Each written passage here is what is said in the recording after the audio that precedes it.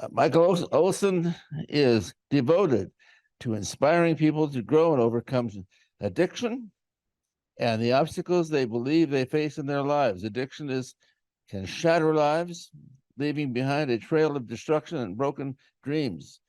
From the smoldering ruins and darkest corners of despair, a journey of redemption can arise, a path that leads to triumphant recovery and newfound success. Mr. Olsen lays bare his own battle with addiction, a battle that nearly consumed him and wrecked his family and career. He shares his journey to recovery and success, offering blueprints for those seeking to break free of the chains of addiction. You will hear the remarkable transformation that is possible when one dares to confront their demons. Find inspiration and learn to forge an unwavering belief that you too can create a brighter, stronger future, rich in success and meaningful relationships. He's a member of TOASTMASTERS for the last 8 years and been a qualified speaker for a good portion of that time. Our next speaker, Mykal Olsen.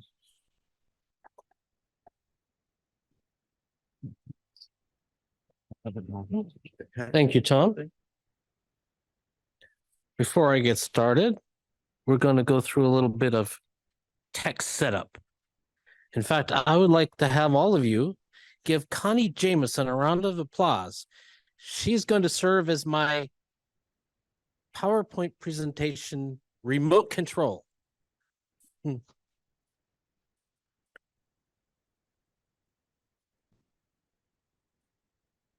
Hey, Connie, I think we might have a new career for you.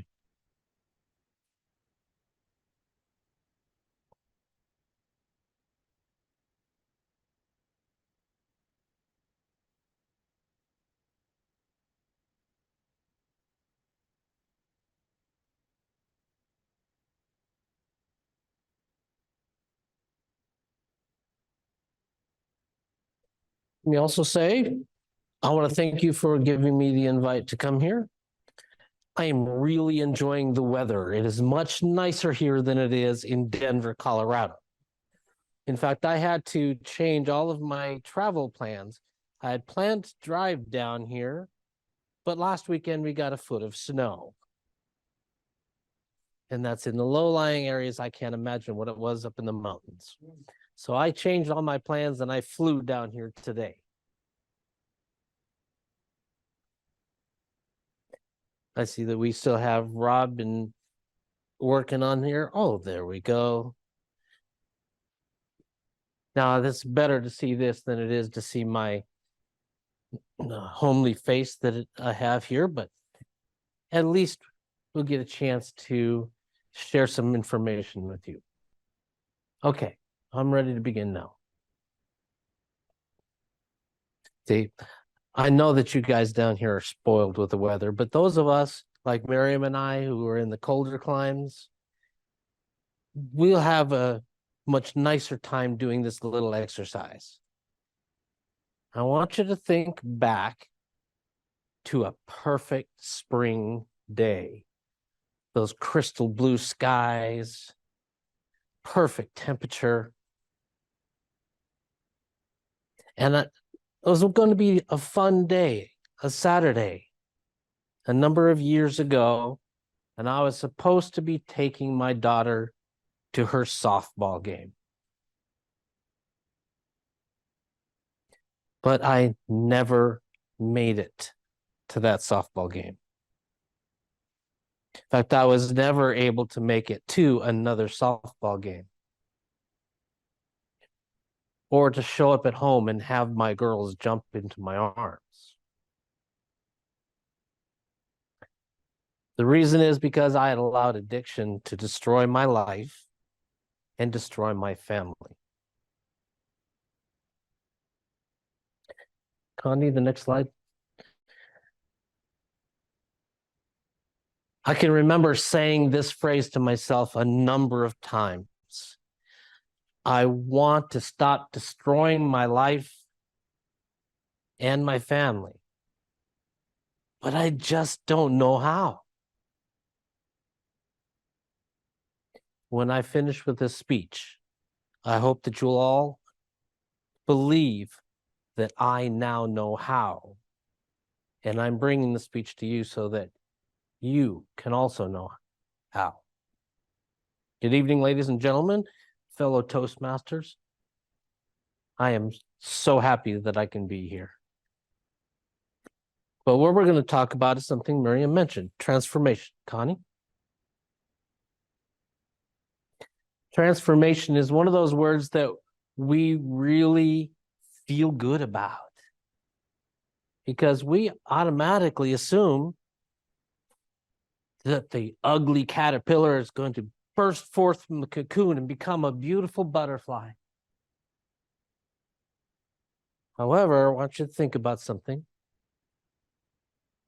On that day, I turned into the ugly caterpillar. See, transformation just means to change. It can be a change for the good, or it can be something that is bad and destructive. What we need is a way to make that transformation happen one way and not the other. So let me begin to share with you a little information about how to make that change happen. Connie?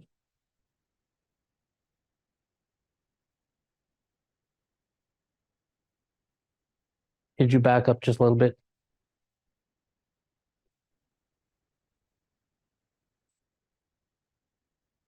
Can you try to back up, Connie?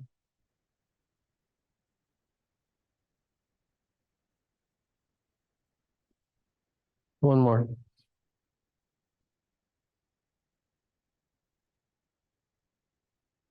I think we're still going forward. I think we need to go backwards. Okay. Here's step one.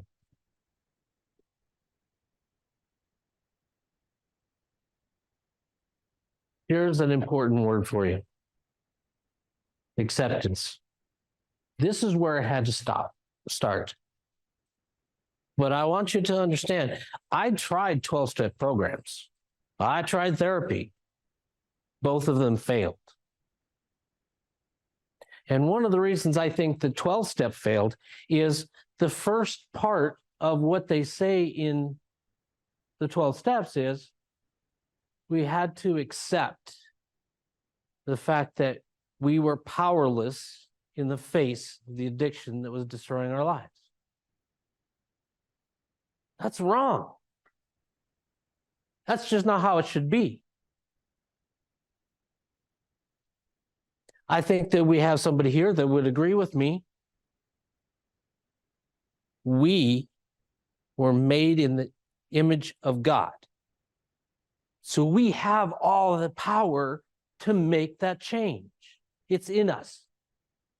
We should not be kneeling down and saying, I have no control over this. I do not have the power to change. No. You have the power. Just have to decide to do it. The reason step one is because. Be the cause of the change in your life to become better.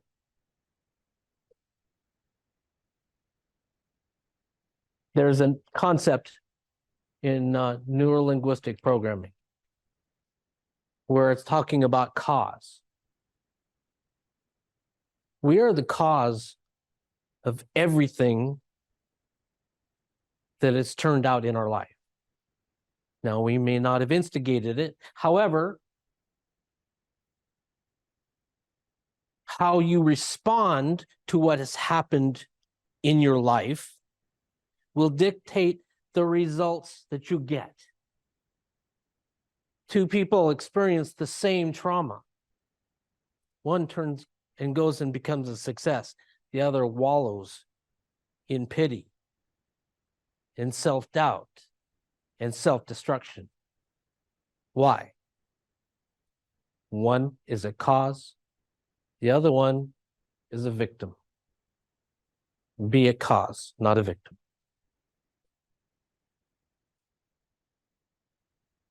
Now, before I go further into my list, there is something that I need to address.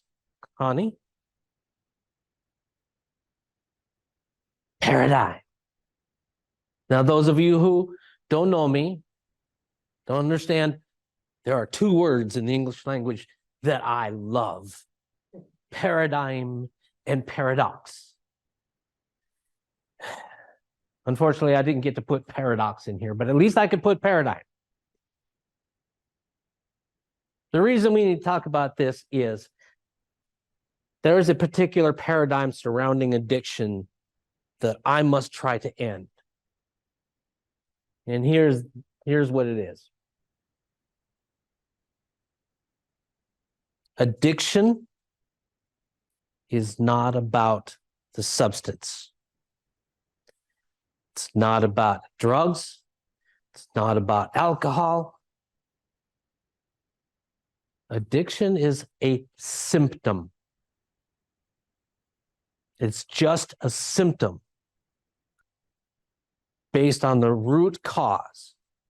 Connie? The root cause is mental illness. Why did somebody start to use drugs? Because they couldn't handle the way their life was.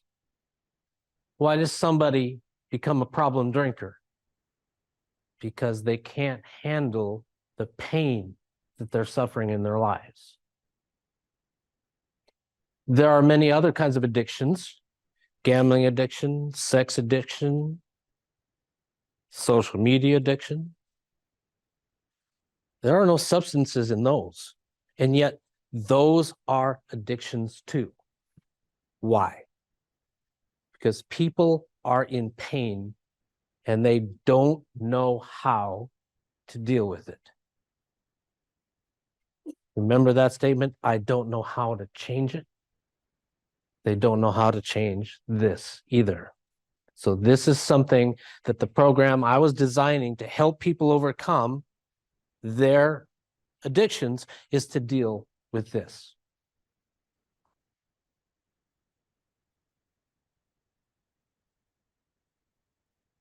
Now, that still left me, when I was dealing with this, having a spark of hope, of change, but it was still a small spark.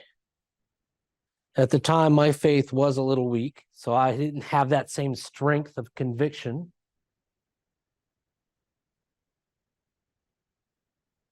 But the next step that I'm going to show you comes in the form of a slap upside the head by a strange friend called inspiration. Connie?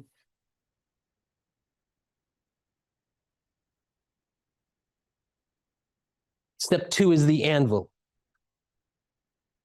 This is where I learned to build a forge. But next one, Connie.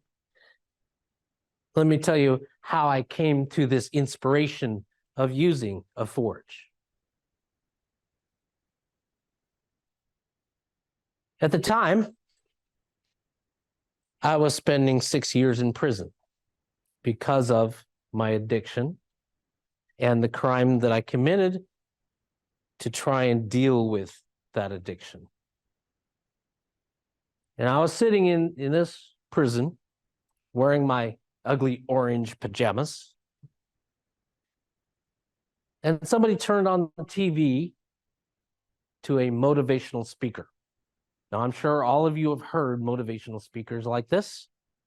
He was talking about, it was centered around sports. He was talking about, if you want to be a champion, you have to grind every day. Don't ever stop grinding and grinding. I had a very interesting reaction to this particular motivational speech. I was mad. I was livid. And I'll try to explain here why I was mad at somebody who was trying to motivate me to be better.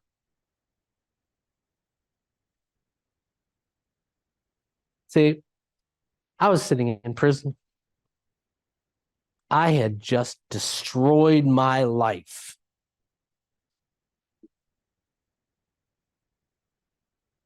The last thing I wanted to hear was that I needed to grind even more after I'd just ground my life into the dust.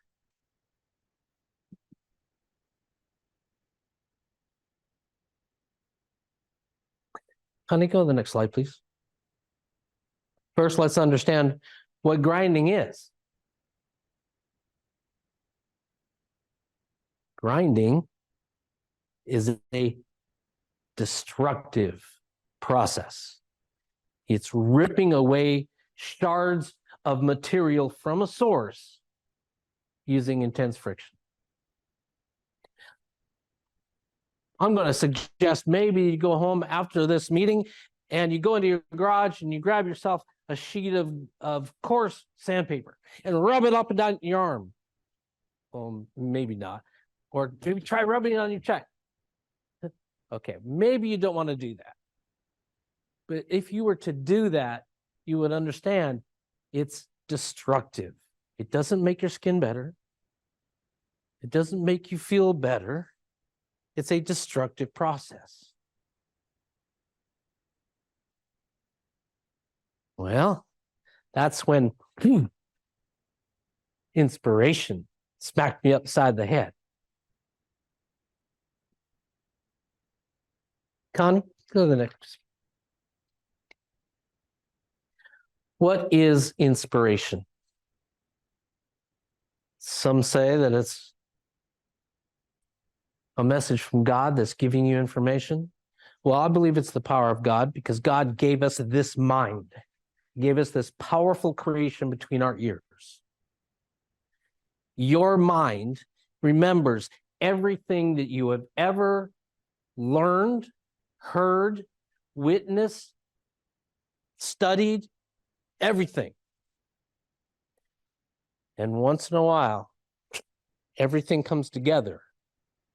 And then your subconscious mind speaks to you. Now, imagination, our subconscious does not speak in words. It speaks in images, moving images, and feelings. And what I got was an image of a medieval forge, complete with swords and armor and the fire and the anvil. All of it came to my mind. Why? What's the difference in that feeling that I got of being at peace? It's because forging is a creative process, not destructive. It's taking raw materials from the earth, heating it, molding it, shaping it, and turning it into whatever you want it to be.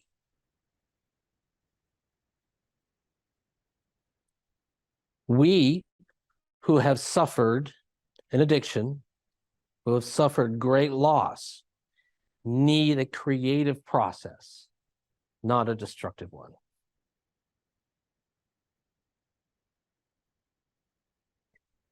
Now, I wish that I had more time to go in more detail about the process that I have. Connie, could you go on the next one? But my process is lengthy and there's not nearly enough time here. However, I want you to understand I did not come here just to talk about me, my experiences, or any of this. I came here to talk to you, to share this information with you, and hopefully you will help me get this word out to more people. Tell me more places that I can speak. Perhaps you know someone that is dealing with this issue and needs to hear this message. There's somebody right now that's asking that question, how can I stop destroying my life? I'm hoping that you will help me with that. If you want to, send me a message with your email address, and I'll follow up with you within a couple of days.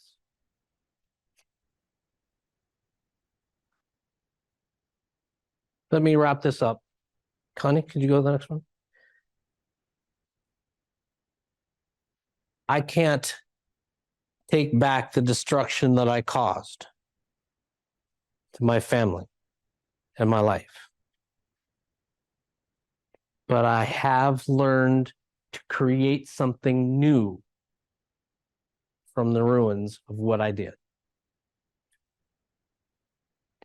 I came down here, flew all the way from Denver, but I didn't come here to give a speech. Although I'm very grateful that I've been given that opportunity. Thank you very much for that.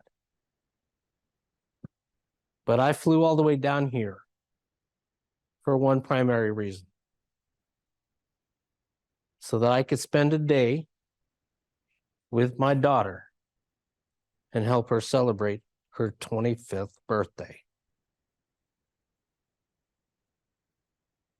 Grasp the hammer of creativity and forge a new future. Thank you very much.